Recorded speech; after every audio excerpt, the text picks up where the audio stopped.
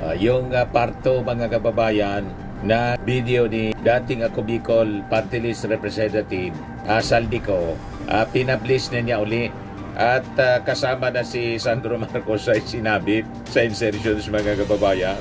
50 billion pesos na insertion. Ngunit ang sagot ng Pangulo, humingi ka ng bago or dagdag na insertions. Bakit hindi niya agad tinanggal noon pa? Kasi mismo siya ang nagbibigay ng utos. Ako mismo ang nakasaksi. Yung sinasabing insertion ni Sandro, ito yung pinablish niya. Mga kababayan, na mga insertions daw ito lahat ni Sandro Marcos. Iyan po.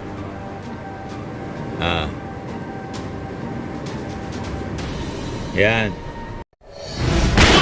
Nagbabagang mga balita at pagtalakay sa mga isyu ng lipunan. Bulsa! Opinyon, banat at paglalantad sa katotohanan. Bulsa! What you see is what you get. You decide. Ito po mga kababayan, si Dante Maravillas. Yung parto mga kababayan na video ni dating ako Bicol Party List Representative Saldico, pinablish na niya uli at kasama na si Sandro Marcos ay sinabit sa insertions mga kababayan. Ito yung kanyang pinablish sa kanyang page sa Facebook. Ito naman po ang listahan ng mga insertions ni Kong Sandro Marcos para sa 2025 GAA. Kung mapapansin ninyo ay taon-taon padami ng padami ang insertions niya tuwing BICAM. Ang total ng kanyang insertion sa loob ng 3 taon mahigit 50 billion pesos. So ito pinost niya mga kababayan. Pakinggan natin yung kanyang parto.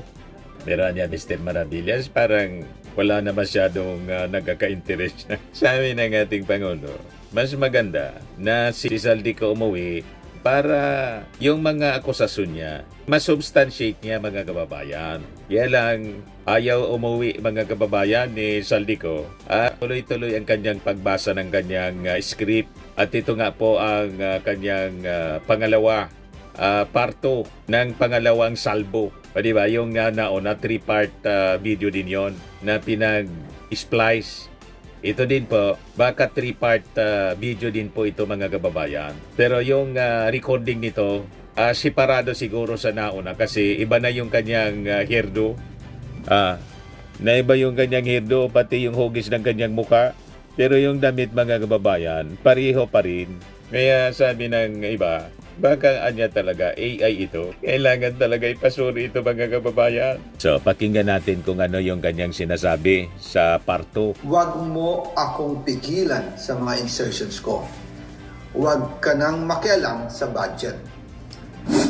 Na ginagawa ko lang ang mga utos niya tungkol sa mga insertions na sinasabi niyang hindi na raw niya makilala. Nagsabi na pinapa-insert ng mga projects ang Pangulo na worth 50 billion pesos. Naging malinaw sa akin na siya mismo ang nag-utos kila Secretary Nina Pangandaman at Yusek Adrian Bersamin ang gusto niya ng 50 billion pesos na insertion. Ngunit ang sagot ng Pangulo, humingi ka ng bago or dagdag na insertions. Bakit hindi niya agad tinanggal noon pa? Kasi mismo siya ang nagbibigay ng utos. Ako mismo ang nakasaksi at nakausap ng mga taong direktang sangkot. Hindi lang po ang Pangulo ang may insertion sa budget. Pati po si Congressman Sandro Marcos. Pero kahit na i-deliver na ang 1 billion pesos para kay Pangulong Marcos at kahit na naisama na rin sa 2025 budget ang 100 billion pesos insertion sa pamamagitan ng BICAM Committee, ayon mismo sa utos ng Pangulo, nagagalit pa rin daw si BBM. Kaya noong February 2025, sumulat po ako ng isang confidential letter kay Pangulong Marcos. Doon ko ipinaliwanag na ginagawa ko lang ang mga utos niya tungkol sa mga insertions na sinasabi niyang hindi na raw niya makilala. Ilalabas ko po ang sulat po sa Pangulo kasama ng video ito. Si Yusek Jojo Cadiz ang nag-ayos ng aming meeting noong March 2025 sa 1201 Aguado Street, tapat ng Malacanang, Gate 4. Pero sa halip na kumalma ang Pangulo, lalos lang siyang nagalit. Sa halip na itanggi o linawin niya ang tungkol sa 100 billion insertion, pinagsabihan niya kami ni dating Speaker Romualdez at sa akin mismo, diretsahan niyang sinabi, "Huwag mo akong pigilan sa mga insertions ko. Huwag ka nang makialam sa budget."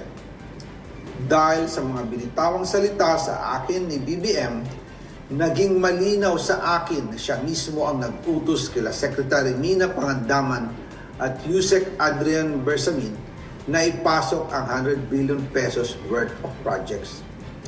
Kaya kung hindi talaga totoo na galing sa Pangulo ang utos, bakit hindi niya agad tinanggal noon pa sina Secretary Mina Pangandaman at Undersecretary Adrian Bersamin nang pinaalam ko sa kanya ang 100 billion insertions sa pamamagitan ng sulat? Bakit ngayon lang nila pinag-resign kung kailan nalaman ng publiko ang tungkol dito? And also, kinausap ako ni Yusek Jojo Cadiz at nagsabi na ipinapa-insert ng mga projects ang Pangulo na worth 50 billion pesos. And sinabi ko kay Yusek Jojo na meron ng instruction kay Secretary Mina Pangandaman at Yusek Adrian Bersamin about the 100 billion pesos insertion.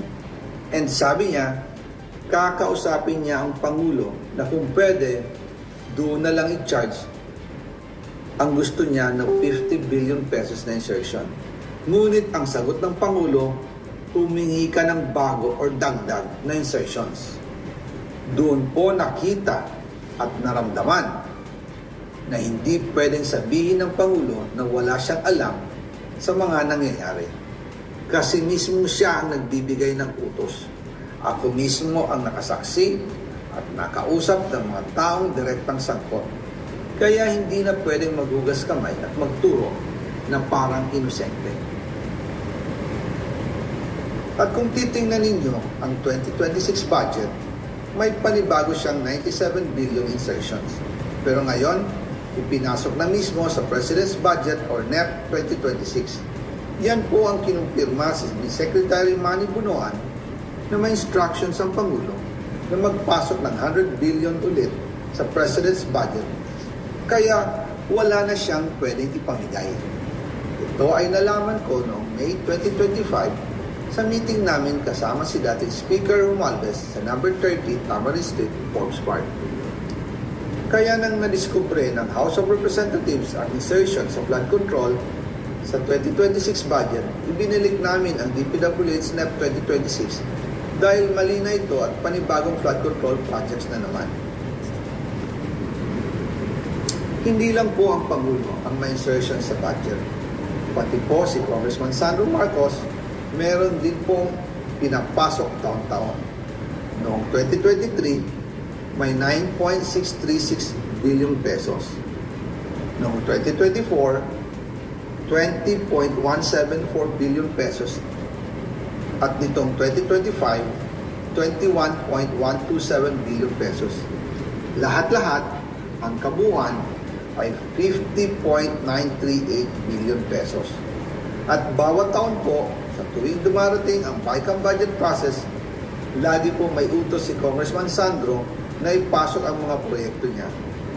Nalaman ko na lang sa mga contractor na galit siya sa akin noong pinag-uusapan na ang 2025 GAA budget.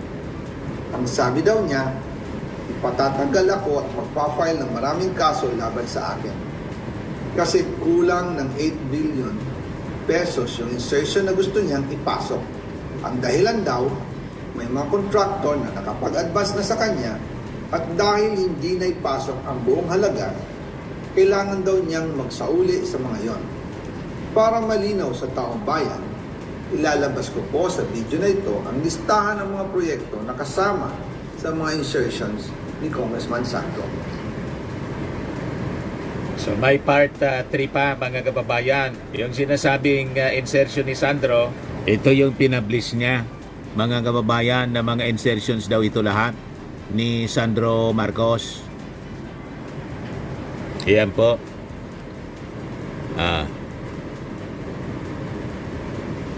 Yan. Lahat daw ito insertions. Mga kababayan ni Sandro Marcos. Sabi ni Saldico.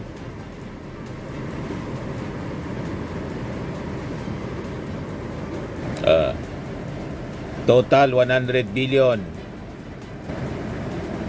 Di ano niya, Mr. Maravillas, masasabi mo niyan, malinaw po yung amo ng ating Pangulong Bongbong Marcos. Kung tutuan niya yung sinasabi niya, dapat harapin niya yung kaso. Ilatag niya, akwa niya hindi nagtatago, paraan niya pareho, patas. Ito yung sabi ng ating Pangulo doon sa una video ni Saldico. Understand that you earlier mentioned that you do not want to dignify statements from former You do not want to dignify statements from former Ako Bicol Party List Representative Zaldico, but he came out with a recent video claiming that you received over 50 billion, if I'm correct, in kickbacks. We know that you don't want to respond to this anymore, but the public begs for your answer. How do you actually convince the public that in this battle of he said versus you said, how do you convince the public that you are the more credible side of this story, and how do you respond to his allegations directly? Well, look at the quality of the statements. Alam mo, mahaba nang naging mga usapan natin tungkol sa fake news. Anyone can go online and make all kinds of claims and say all kinds of things. Paulit-ulit. But it means nothing. For it to mean something, umuwi siya rito. Harapin niya yung mga kaso niya. Kung meron siyang gusto sabihin, sabihin niya. Malalaman naman ng tao yan eh. Patunayan niya. But come home. Come home. Ba't ka nagtatago sa malayo? Ako, hindi ako nagtatago eh. Kung meron kang akusasyon sa akin, nandito ako.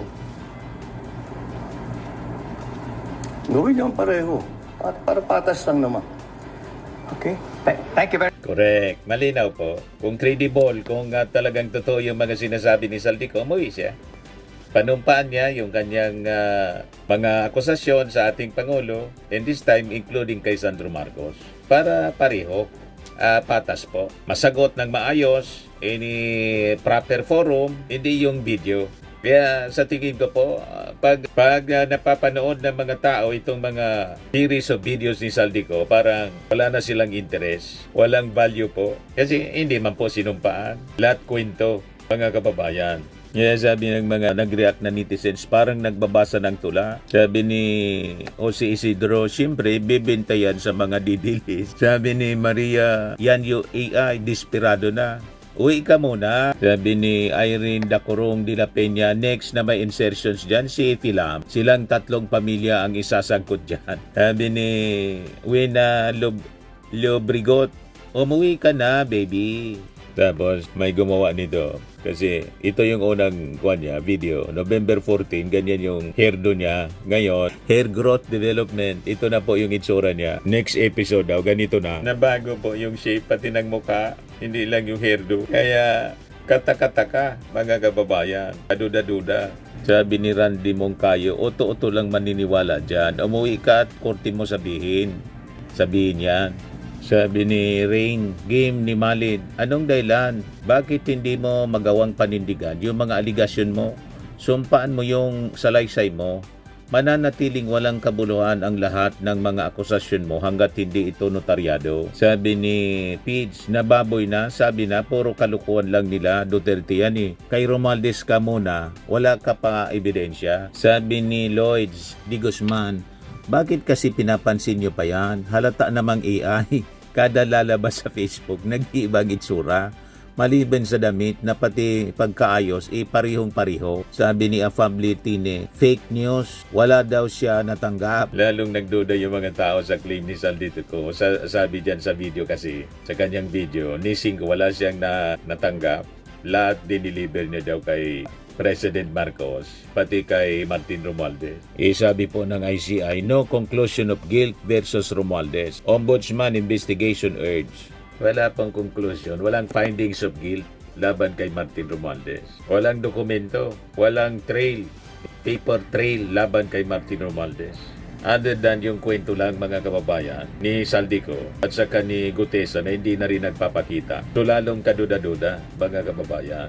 Tama po? Anyway, subaybayan na lang natin po ang drama. The political drama, mga kababayan. Firmax Firming and Lifting Cream, pinapahid po sa mga pulses in affected area. Mainam po sa paninigas ng mga kaso-kasuan. Ito naman po, Automax Radiant Serum. Sa mukha naman yung application, anti-aging po siya. You will look 10 years younger than your age. Sa mga cancer patients naman po, baka lang gusto ninyo itong itry. Neng siya red mixed fruit drink. Hindi mo po siya gamot, food supplement siya. Kaya lang, gawa siya mga kababayan sa goji berry. Yung goji berry, may anti-cancer properties. O ngayon, yung mga inquiries ninyo, dumiritso na lang kayo sa aming messenger sa Facebook para masagot namin agad. Ayos pa? Ayos na ayos niya, Mr. Maravilla. Sa mga naghanap po ng malinis and spacious fitness gym, pumunta lang po kayo sa aming Colossal Fitness Gym. May Grab car rental din po kami. But anyway, ito po pala yung aming bagong product na binibenta online. I am worldwide amazing pure organic barley powdered drink mix from Australia. Negosyo to ng aking anak na architect entrepreneur Riz Maravillas. Ayan po. Kontakin na lang po ninyo siya, Riz Maravillas on Facebook. Ang mga health benefits niya, boost immunity, improves digestion, enhance energy levels, packed with antioxidants, prevent cancer. Ito naman po yung bago naming product na binibenta online. Eye Glow Serum, whitening po siya. Tingnan ninyo yung epekto sa aking anak na architect before and now. Yung mga inquiries po ninyo, dumiretso na lang kayo sa kanyang Facebook account, Riz Maravillas.